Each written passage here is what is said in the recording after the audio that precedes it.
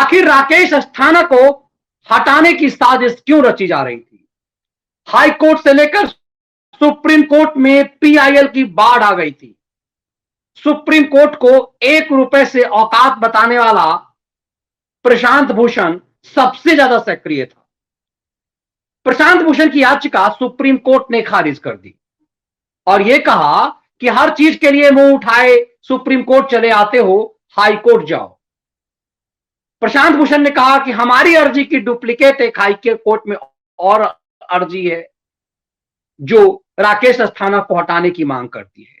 तमाम अर्जी को दिल्ली हाई कोर्ट में मुख्य न्यायाधीश की अध्यक्षता वाली बेंच सुन रही थी और chief justice Delhi high court की अध्यक्षता वाली बेंच ने राकेश अस्थाना को दिल्ली पुलिस के कमिश्नर पद से हटाने की साजिश की पूरी हवा निकाल दी।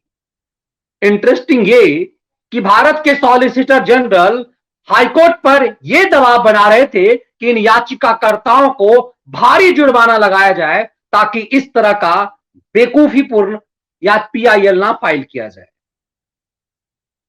पूरे मामले को chief justice Delhi high court DN Patel और ज्योति सिंह की अध्यक्षता वाली खंडपीठ सुन रही थी और इस खंडपीठ में लंबी जिरा के बाद यह फैसला हुआ कि राकेश अस्थाना की नियुक्ति जो दिल्ली पुलिस के कमिश्नर के रूप में हुई है वो बिल्कुल सही है और कार्यपालिका को यह पूरा अधिकार है। दरअसल इन याचिकाकर्ताओं की दलील यह थी कि सुप्रीम कोर्ट में एक मामला प्रकाश सिंह वर्सेस स्टेट का मामला था जिसमें यह कहा गया था कि राज्यों के डीजीपी की नियुक्ति के लिए कम से कम 3 से 6 महीने का उसका करियर होना चाहिए, तभी किसी पुलिस अधिकारी को डीजीपी नियुक्त किया जाना चाहिए। केंद्र सरकार की दलील थी कि यूनियन टेरिटरी के मामले में यह रूल लागू नहीं हो सकता और यही rule supreme court of India ने दिया हुआ है। दिल्ली यूनियन टेरिटरी है और केंद्र की सरकार का यह अधिकार है कि बॉर्डर से जुड़े हुए स्टेट हो, यूनियन टेरिटरी हो, वहां के लिए के लिहाज से किस तरह से काम किया जाए। हाईकोर्ट ने साफ कहा कि कार्यपालिका के ऐसे मामले में हम कोई हस्तक्षेप नहीं कर सकते, यह सुप्रीम कोर्ट का रूल है। सवाल यह है कि आखिर राकेश अस्थाना दिल्ली पुलिस के कमिश्नर हैं, यह कार्यपालिका का फैसला है, एग्जीक्यूटिव का फैसला है। इस मामले में एक छोटे से मामले को लेकर इतना तुल क्यों दिया जा रहा था? आखिर राकेश अस्थाना को लेकर इतनी बेचैनी है क्योंकि दिल्ली नेशनल कैपिटल है, राष्ट्रीय राजधानी है, आतंकवाद का केंद्र रहा है और यहां पर लुटियन दलालों का यह सेंटर रहा है, यह खैरातियों का सेंटर रहा है, ये पीआईएल के एजेंटों का सेंटर रहा है। राष्ट्रीय राजधानी में हमेशा भारत के खिलाफ षड्यंत्र करने वाले ये कलम के खिलाड़ी, जिसके बारे में अब यह कहा जाने लगा है कि अब ऐसे पत्रकारों पर एक्शन होना चाहिए जो मौका परस्ती के नाम पर खेल करते हैं, अलग अलग एजेंडा चलाते हैं, इन सब के खिलाफ भी अब खेल होना चाहिए।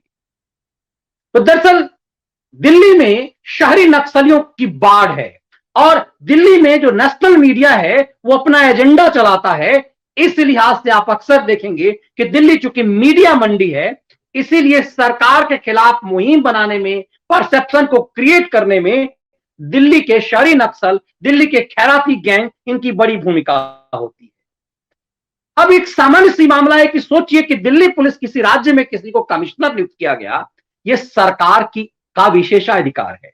राज्यों में डीजीपी नियुक्त करने के लिए एक रूल है और उस रूल के मुताबिक राज्य सरकार को भी विशेषाधिकार है कि केंद्र के द्वारा या फिर जो 5 सीनियर मोस्ट ऑफिसर को आप चुनेंगे।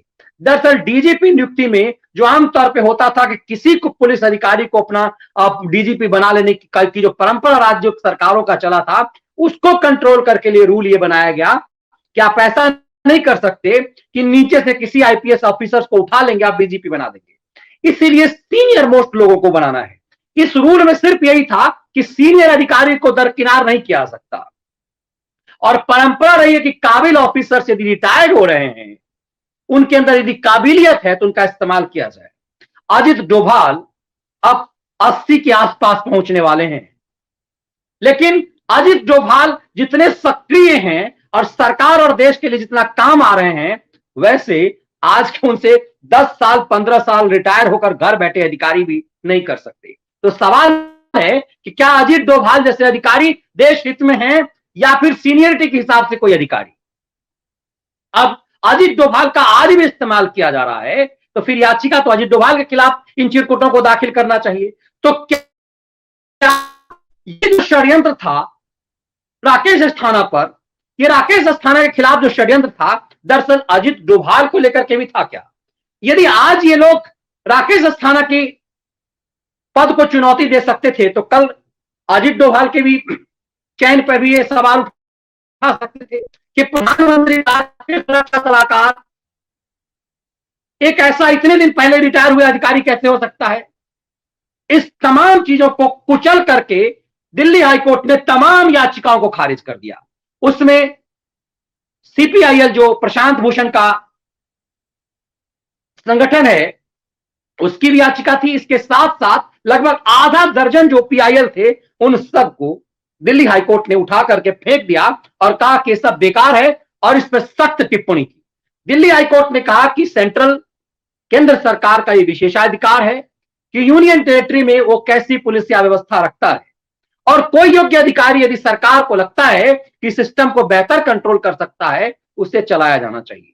अब देखिए कि पिछले कुछ दिनों से राकेश अस्थाना दिल्ली में जो आतंकवाद से लेकर तमाम चीजों पर कड़ाई किए हुए हैं। राकेश अस्थाना के बाद इन टिकैतों की एंट्री दिल्ली की सराउंडिंग नहीं हो पाई है। ये सब षड्यंत्र करने के मुद्दा में थे कि दिल्ली में हम अंदर आकर के खेल करें। राकेश अस्थाना ने इन सब के खेल को खत्म कर दिया। बहुत सारी चीजें हैं जिस पर राकेश अस्थाना ने कंट्रोल किया, और खास करके दिल्ली पुलिस की कमिश्नर की मुख्य भूमिका जो होती है वो खुफियागिरी ऐसे खैरातियों की भी के लिए भी है कि दिल्ली में कौन सा शहरी नक्सल किस तरह के चीजों को अंजाम दे रहा है। इस मामले में सॉलिसिटर जनरल ने दिल्ली हाईकोर्ट से कहा कि ऐसी याचिका दाखिल करने वालों के खिलाफ सख्त कार्रवाई होनी चाहिए, और जब तक इनके ऊपर जोरदार मुआवजा, इनके ऊपर जोरदार जुर्माना ठोका जाए। इसका मतलब है कि केंद्र इस मामले को लेकर कितना गंभीर था, आप इसे बेहतर समझ सकते हैं। और जिस मुद्दे को लेकर के सुप्रीम कोर्ट, हाई कोर्ट चारों तरफ ये घुसे हुए थे, इन सब का खेल आज दिल्ली हाई कोर्ट ने कर दिया और राकेश अस्थाना की नियुक्ति पर मुहर लगा दी। तो मतलब ये कि इन लोगों के हाई कोर्ट अदालत जाने से दरअसल उनकी साजिश ही ना सिर्फ हवा हो गई, बल्कि कॉन्फिडेंस के साथ राकेश अस्थाना की नियुक्ति अब स्ट्रांगली लागू हो गई।